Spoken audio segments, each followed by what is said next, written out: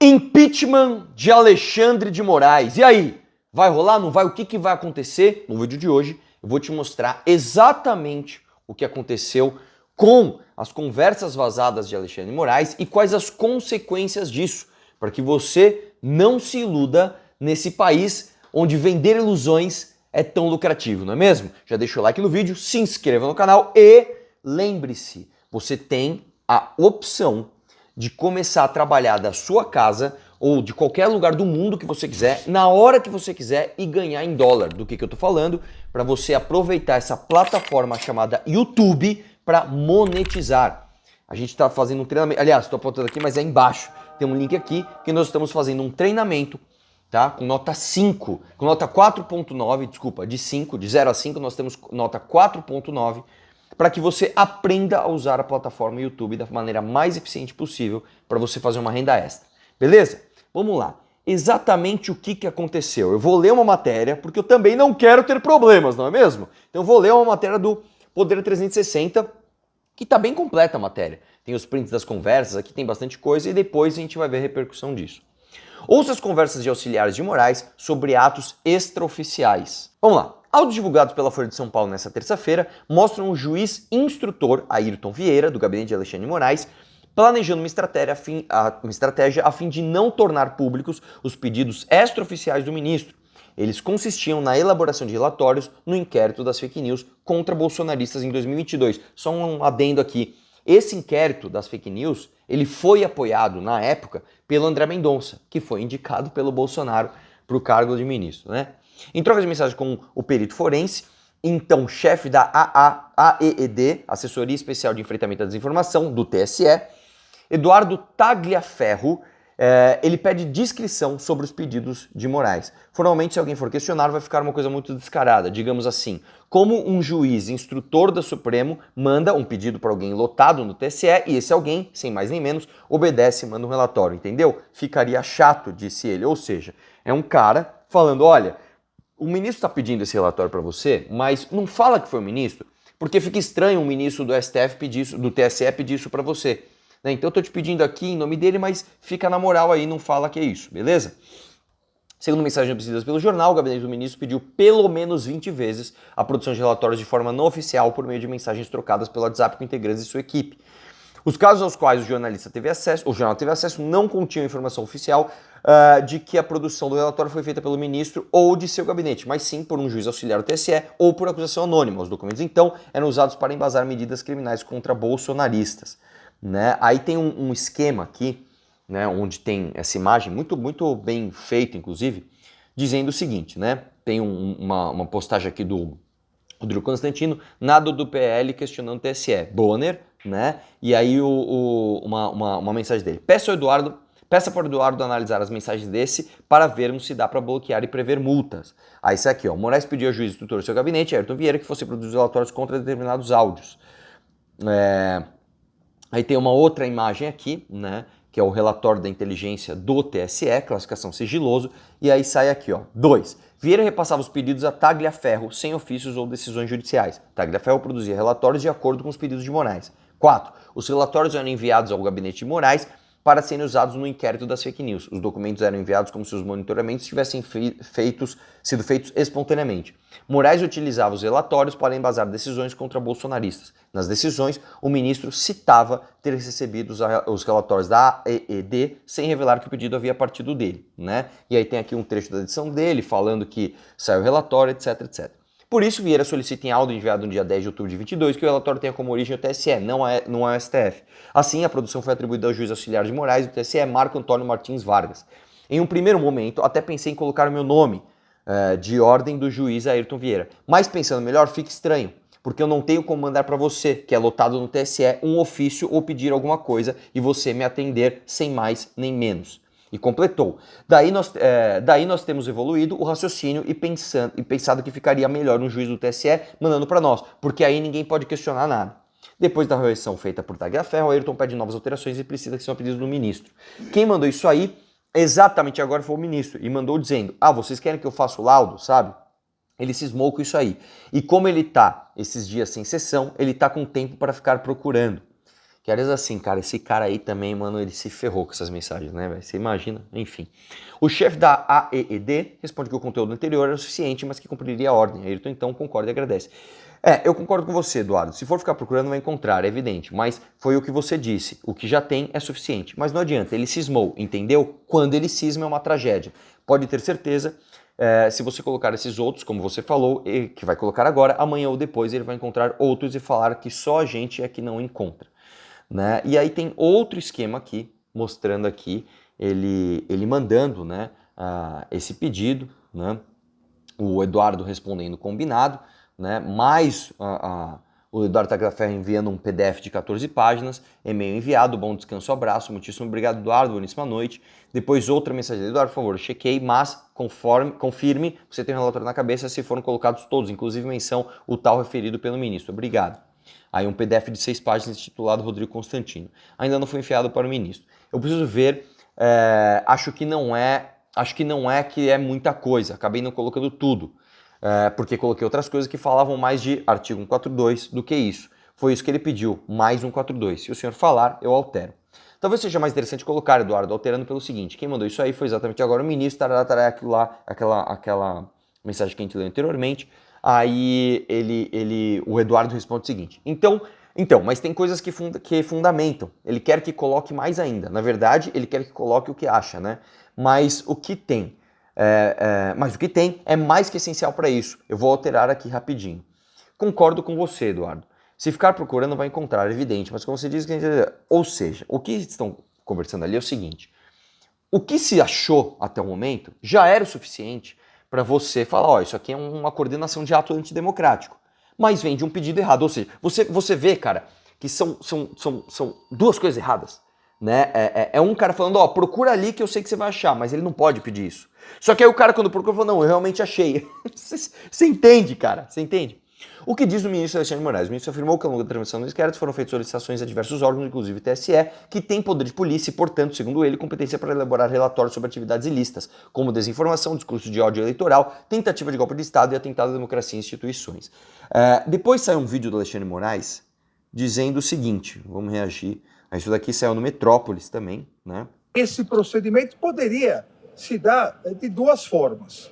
Poderia se dar a partir de uma requisição minha à Polícia Federal, para que ela realizasse, poderia se dar a partir de uma solicitação ao Tribunal Superior Eleitoral para que ele fornecesse os relatórios.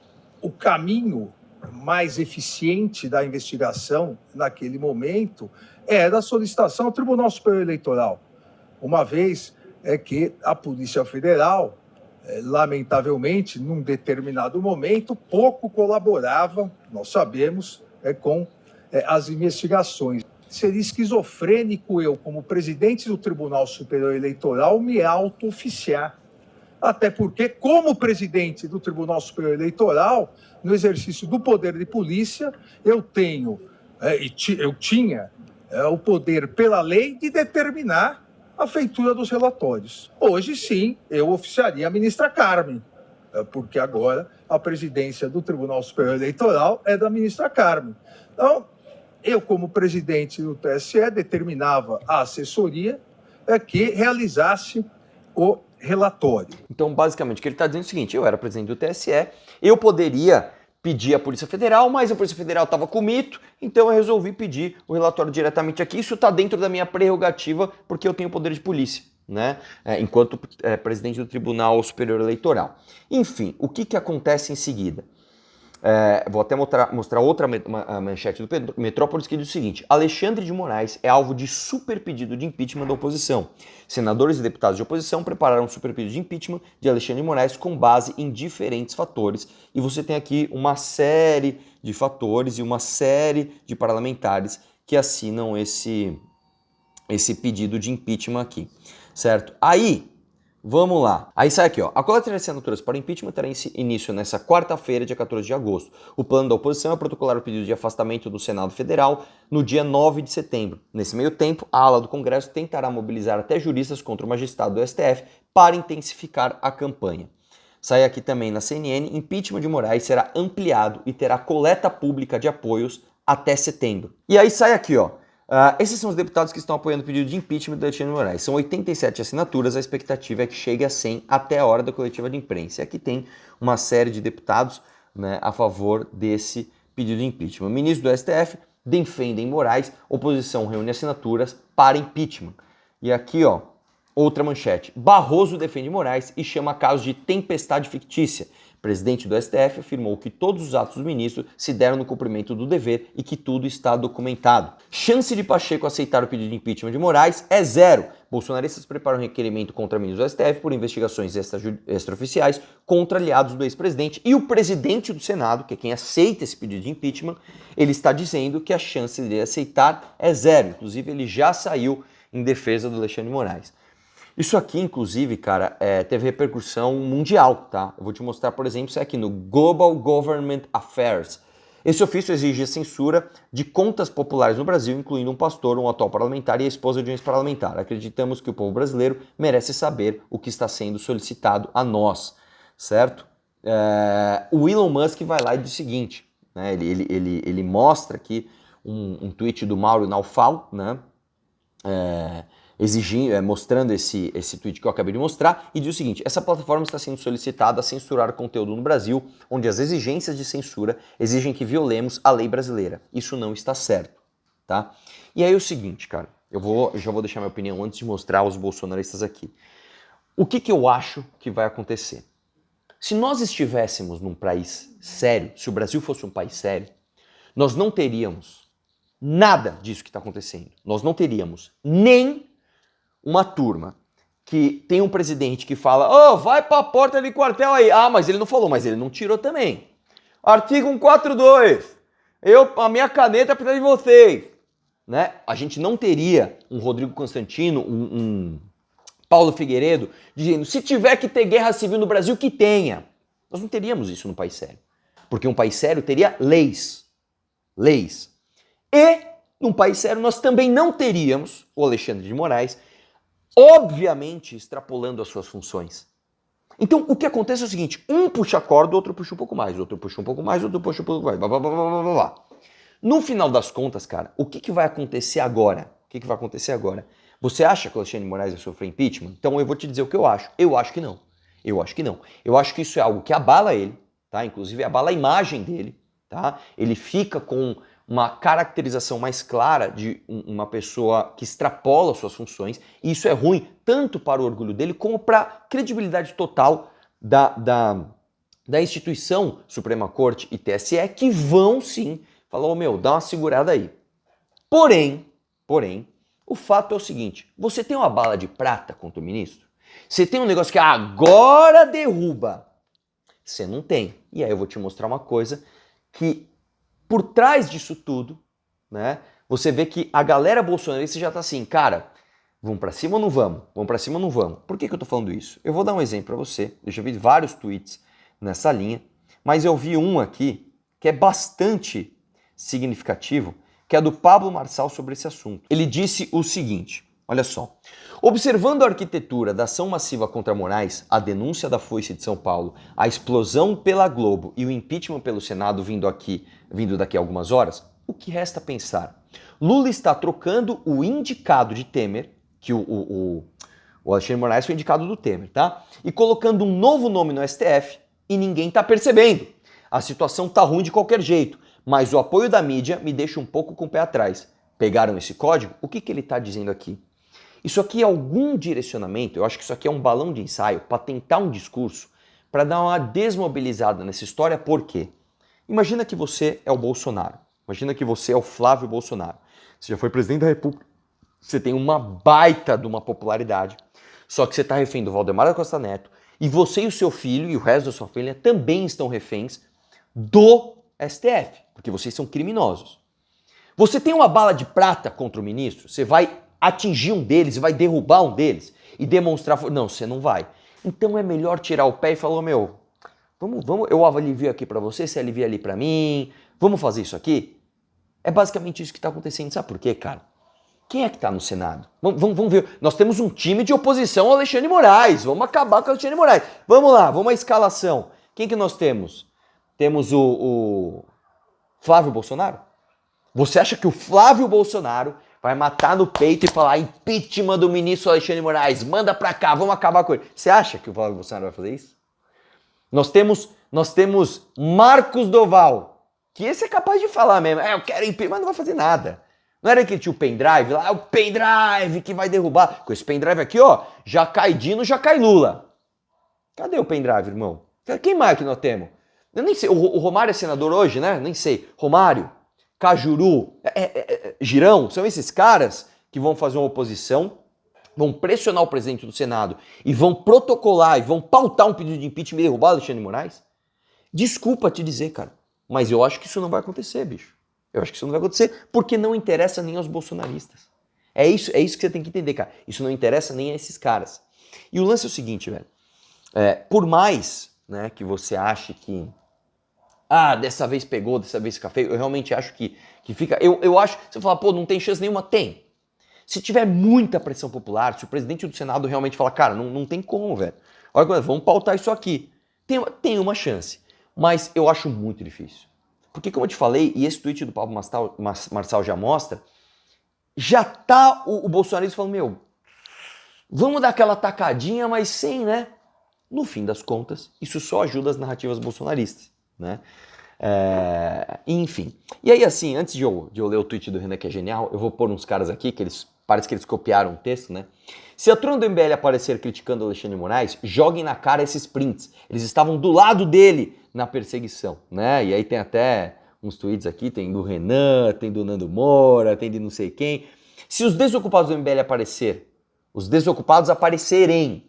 criticando o Alexandre de Moraes, joguem na cara esses prints. Eles estavam do lado dele na perseguição aos bolsonaristas e pessoas de direita, né? Embaixada do cancelamento. MBL já saiu em defesa de Moraes, não adianta. Esses caras são canalhas da pior espécie, assim como a esquerda, O lance... assim como a esquerda chama as pessoas presas de golpistas. Igualam o juiz buscando provas com uma investigação que nada prejudicou eles, embelóides, vagabundos, quadrilheiros. Então, eu vou deixar claro, a minha posição e a do MBL. A gente quer que esses bolsonaristas se explodam, irmão. Esses caras não defendem liberdade de expressão nem aqui, nem na casa do chapéu. Tá? Quando um promotor bolsonarista, junto com uma denúncia falsa de um fake de Twitter, invadiram o MBL, fizeram uma busca e apreensão e prenderam 2 doadores, esses caras estavam aí comemorando. Quando foram pra cima da família do Renan, esses caras estavam comemorando. Quando tentaram impedir o Danilo Gentili de entrar no Congresso, esses caras estavam comemorando. Quando quiseram proibir um filme de comédia do Danilo Gentili, esses caras estavam comemorando. E esses caras, de fato, tentaram orquestrar um golpe de Estado. Isso é fato. Isso é fato. Então não dá para defender vocês, eu não quero defender vocês, e eu quero que fique muito claro que eu sou contra o que vocês fizeram. Agora, isso torna o que o Alexandre de Moraes fez, certo? Não. Só que o que o Alexandre de Moraes fez torna o que vocês fizeram? Não. Tá errado aqui? Então ou tá certo? Não, tá errado também. Os dois estão errados. E a gente tem falado isso há muito tempo. Para de esticar a corda, que os caras vão esticar a corda de lá também. Não cruze essas linhas. E aí, o melhor tweet de todos, né, sobre isso é o do Renan, que ele diz o seguinte: 1 ano e meio atrás, já comentei sobre o acúmulo de poder por Alexandre e dos erros que ele cometia no processo. Ele foi o dictator que a República decadente escolheu para brecar o golpe que vinha de Bolsonaro. Mas poder acumulado gera ainda mais vontade de poder, e Alexandre não parou por aí. Dado que suas ações extrapolaram os interesses da tênue aliança que recolocou Lula no poder, ele se tornou incômodo para muitos. Nada do que foi revelado surpreende, mas fortalece a crença geral de que ele não agia de acordo com a lei, algo sabido desde o início do inquérito. A questão é que ninguém acredita em lei alguma, a começar pelo judiciário. É por isso que Bolsonaro usava o povo na rua para emparedar instituições e chamou Forças Armadas para a quartelada. É por isso que Lula está descondenado, perseguindo adversários e nomeando amigos, enquanto a turma do Odebrecht e a JBS está rindo novamente. O país virou um jogo de poder cínico e a lei, mediada pela Suprema Corte, virou uma arma de guerra política contra inimigos de ocasião. É por isso que o Pacto de 88 da nossa República, na analogia com Roma, perdeu sentido. Só não vê quem não quer. E aí eu vou pôr um trecho de 22 segundos do Renan lá em 2022. Dá uma olhada no que ele falou. Quando um homem começa a exceder demais o poder que a ele foi conferido e ele começa a agir de forma atabalhoada, ele começa a sofrer seus primeiros reveses. E aí, se a imagem dele começa a ser afetada, o poder que ele começa a acumular, primeiro enquanto sombra, depois enquanto realidade, diminui, tá? Porque ele agora tá diante do dilema, o que ele vai fazer? O que o Renan tá falando é o seguinte, isso diminui, de alguma forma, o poder do Alexandre de Moraes? Sim. Por quê? Porque a oposição é foda, faz um puta trabalho? Não. Porque a própria corte, os próprios pares falam, cara, você tá extrapolando. Isso aqui atrapalha a gente. Vamos dar uma segurada, tá?